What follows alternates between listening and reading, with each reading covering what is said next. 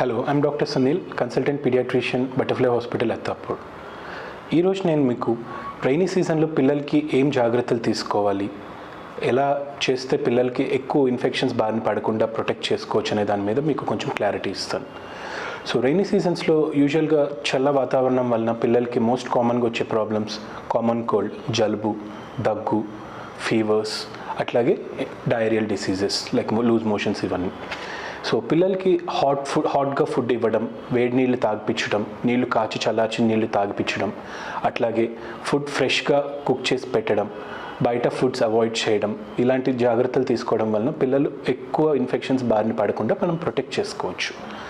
అదేవిధంగా పిల్లలకి ఇవ్వాల్సిన వ్యాక్సినేషన్స్ అన్ని టైమ్లీగా ఇవ్వడం వలన వాళ్ళకి ఇన్ఫెక్షన్స్ రావడం తక్కువ అవుతుంది. ఒకవేళ వచ్చినా దాని ఇంటెన్సిటీ అండ్ సివియారిటీ తక్కువగా ఉంటుంది. సో ఈ విధంగా చేయడం వలన మనం పిల్లల్ని ఇన్ఫెక్షన్స్ బారి నుంచి కాపాడుకోవడం జరుగుతుంది. అట్లాగే పిల్లలు స్కూల్స్కి వెళ్ళేటప్పుడు వాళ్ళకి అప్రోప్రియేట్ క్లోతింగ్ ఇవ్వడం, లైక్ రెయిన్ కోట్ ఇవ్వడం, అంబ్రిల్లాస్ ఇవ్వడం, అట్లాగే ఫేస్ మాస్క్ పెట్టుకోవడం. ఎస్పెషల్లీ ఎవరైనా పిల్లలకి జలుబు, దగ్గు ఇలాంటి ప్రాబ్లమ్స్ ఉన్న పిల్లలకి ఖచ్చితంగా ఫేస్ మాస్క్ లాంటివి సపోర్ట్ ఇవ్వడం, హ్యాండ్ శానిటైజర్స్ ఇవ్వడం, ఇలాంటి జాగ్రత్తలు తీసుకోవడం వల్ల పిల్లలకి ఇన్ఫెక్షన్స్ అనేది రావడం తక్కువ అవుతుంది.